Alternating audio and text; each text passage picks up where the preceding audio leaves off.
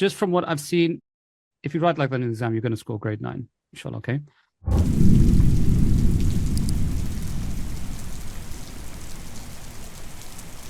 So what would you like me to go over with you now then? I did a Romeo and Juliet essay. Can you Mhm. just check over that, please? Yeah, yeah, let's have a look, inshallah. And it's essay 6. Okay. How many have you done altogether then? 6. Oh wow. Very, very, very solid, mashallah. Really solid. Right, let's have a look. Cool. Do you wanna read it, and I'll go over it as we read it, inshallah. Yeah. Mhm. In the intricate tapestry of Romeo and Juliet, Friar Lawrence stands as a beacon of wisdom navigating the turbulent waters of love and conflict with a steady hand.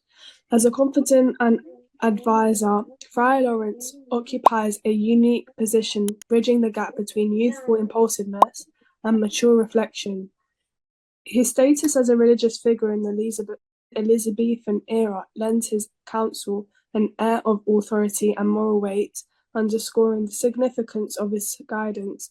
This essay will explore Friar Lawrence's wisdom and insight, his role as a mediator throughout the play, and how his actions contribute to the overarching themes of love and conflict. Overarching. One thing. Do you remember the transition into your thesis state? Do you remember how I normally recommend you guys do it? Is it consequently? Yeah, so it'd be something like having established these contextual factors, building upon these ideas, the Oh, following essay will, right? Something like that, right? So it's just slightly smoother. Let me just see. I'm assuming the other ones are the same then. Yeah, see. So you want yeah. to say something like building on these ideas, having established these contextual factors, the following essay will explore something, something, something, right? So just do me a favor, just go through that after this and just go through all of them and just add in a transition for your thesis statement, please, inshallah, okay? Okay. The word moderately and adverb suggest a balanced approach, emphasizing the importance of temperance in love. Through his dialogue, Shakespeare conveys Friar Lawrence's deeper understanding of the volatile nature of passionate love and its potential for conflict, highlighting his role as a voice of reason. As a result, the audience perceives Friar Lawrence as a wise and thoughtful character whose insights offer a counterbalance to the impulsive actions of the younger characters.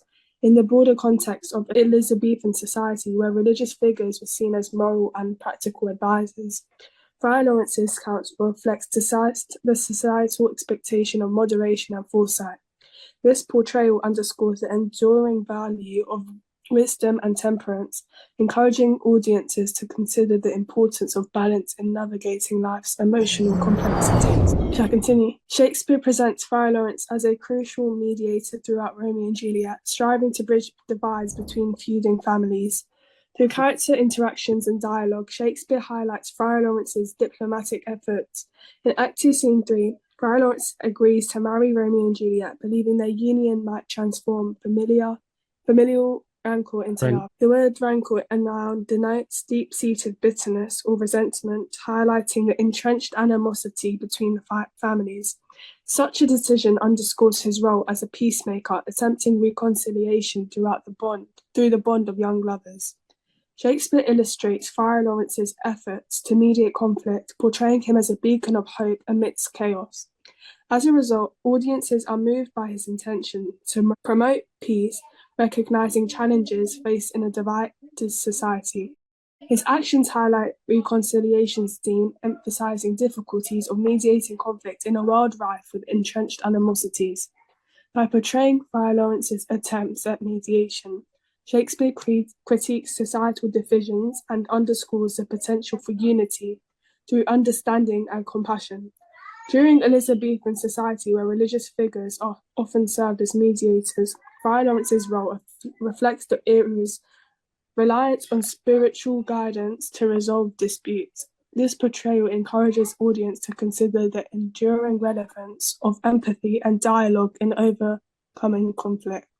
one second, I've got two quick questions, yeah? Yeah. So you see here, right? So you see we've analyzed the word rancor, right? But did he actually say that though? Is that actually a quote? Because that comes from here, but I Oh, can't see the actual quote from Friar Lawrence himself. Yeah. Is that did he say? Just check that, right? Because you might need to restructure this. Yeah. And one more thing quickly is Yeah. I don't actually know too much about this. You'll have to research this. But if I'm not mistaken, wasn't there a problem between the Catholics and the Protestants during Shakespeare's time? When did Shakespeare write Romeo and Juliet? Remember? Was it 1590? I think it's 1590 something. Was it the 16th century? Yeah, but I think it was at the end. 1596, was it? Yeah, between 1595 and 1596, right? In 1604, that's when you had the gunpowder plot against King James. Now, it was Queen Elizabeth who was ruling during this period here, and she died shortly after this. Conflict between the Catholics and the Protestants in England was intense and deeply divisive, rooted in the English Reformation initiated by Henry VIII, which separated England and the Roman Catholic Church and established. When Elizabeth ascended to the throne, England was sharply divided. The North remained predominantly Catholic, and priests and friars were seen as trusted moral guides. Okay, cool, fair enough. And community advisors whose judgment was highly valued, especially in times of conflict. Lawrence's role as a religious figure symbolized the importance of religion and moral counsel. Cool. And so that explains it then. I mean, you've kind of got it there. Here. Oh, you've got it here. You've got it here. Okay, fine. Fair enough. Cool. Where did we leave off? Was it another thing you could do here is if you notice, right, all the topic sentences start the same way. Shakespeare presents, Shakespeare presents, Shakespeare introduces, right? So usually what I'll do here is because we're taking a quote from the beginning, the middle, although I know Act 2, Scene 2 is not really the middle, so it's fine. But we could say, for example, here, at the beginning of the play, Shakespeare presents, because where does this quote come from? Is this from Act 1? I don't know. Ideally, I want it to come from the beginning, but it's fine, even if it's not. Let's just check there. Oh, it's Act 2 as well. Okay, fine. Because I don't think he appears in the beginning, does he? No, he doesn't. Okay, fine, fair enough. So you can't actually even do that anyway. Never mind. So you can just say something like Shakespeare initially portrays, right? Okay. Something like that, right? And then you can say, for example, here, another way Shakespeare depicts or illustrates or portrays whatever Friar Lawrence is as a, right? Just so that we've just got a little bit of variation in the way that the sentences are starting. And then here, we can say towards the play's conclusion, Shakespeare. Make sense? Yeah, yeah. Cool. All right, do you want to read paragraph 3 to me then, please, inshallah? Yeah.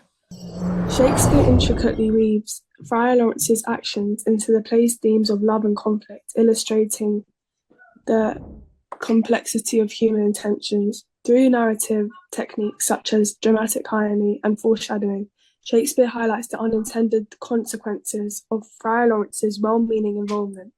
In Act 5, Scene 3, Friar Lawrence laments the tragic outcome, stating repercussions of his actions. Shakespeare portrays the unintended consequences of Friar Lawrence's efforts to reconcile the feuding families, emphasizing how good intentions can inadvertently lead to tragedy. Consequently, audiences are left to grapple with the emotional weight of the tragedy, prompting reflection on the complexity of human actions and the interplay of love and conflict. By critiquing the limitations of well-intentioned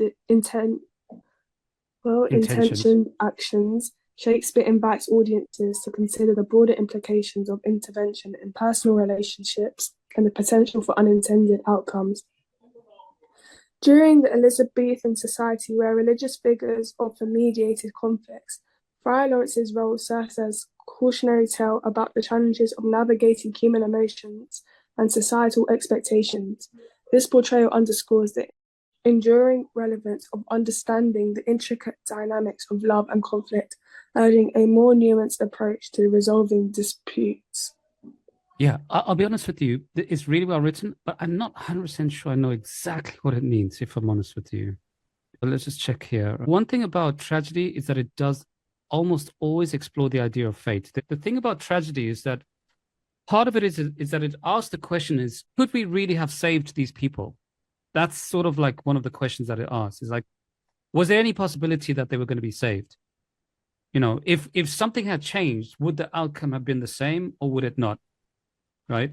And that's why you have this idea of the star-crossed lovers at the beginning of the play, right? And you might want to reference that here. So I think that's a really good thing to explore here. So Shakespeare portrays the unintended consequence of Friar Lawrence's efforts to reconcile the feuding families. Oh, right, because he thinks by marrying them they'll reconcile. Yeah. But by marrying them, they don't. No, by marrying them, you have other unintended consequences like killing. So Romeo kills Tybalt, right? So you have that unintended consequence, which deepens the hatred a bit more. So I think what you might want to do is maybe just give a couple of examples here, because that's what I was trying to piece together. Like, how did that lead to unintended consequences? But I think I get what you're saying now. Yeah, so no, it's fine. So that's all I would say here is give us a couple of examples of unintended consequences. Give let's say 1 or 2 examples of unintended consequences, such as the death of Tybalt. And actually, Roman's mum dies, doesn't she?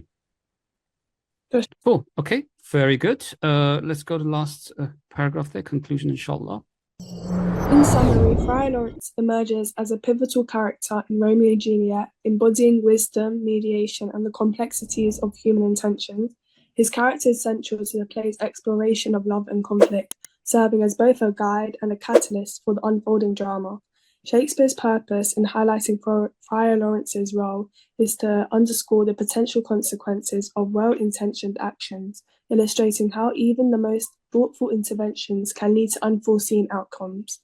Through Friar Lawrence, Shakespeare invites audiences to reflect on the intricate dynamics of love and conflict, emphasizing the importance of balance and understanding in navigating life's challenges. The broader implications of these themes resonate across time, urging a consideration of the complexities inherent in human relationships and the enduring relevance of empathy and foresight in resolving conflicts. Yeah. So again, it's really good. Just a little bit on the abstract side. So I think what we need here, again, is a similar thing. We just need a couple of examples, I think. So I think just from what I've seen, if you write like that in an exam, you're going to score grade 9, inshallah. Okay. But just to make it a little bit better, just have a transition here for your introduction, for your thesis statement. Go through all of your essays and just check that you've got a nice transition, inshallah. You know, we say, you know, you could say something like, as a result, the following essay will build on these concepts or these ideas by exploring this, and this. Or you could say, in order to build on these concepts, the following essay will explore this, and this. Or you can say something like, having established these concepts, the following essay will explore this, and this, right? I mean, there's many different ways of doing it. So just have those in there, please, inshallah. Check the quote that you have actually got there. Your transitions for your topic sentences as well. Vary the transitions. I mean, at the moment, I'm nitpicking a bit, yeah? But, you know, like these will help you as well. Vary the transitions in your topic sentences so they start in a variety of styles. Okay? So you got that. I mean, your transitions within your paragraphs are very good. Really, really good. Check the quote for Friar Lawrence, and then just give a few examples for certain things, just so that it's not so abstract, right? Abstract meaning that it's actually very conceptual, which is actually one of the areas that most students don't actually address. That's part of AO1, but you have to balance that with examples, inshallah. Okay. So, okay. Yeah. All right. But very, very good. Very, very good, inshallah. All right. It's really, really good. Anything else you want me to go over? No, that's okay for now. Yeah. No, you're doing really well, really well. So just do those things for this essay and check all the other ones as well. And that process of checking, it'll help you to memorize your essays. It's part of doing that, inshallah. Okay. It'll help you to remember them. So yeah. All right. Cool.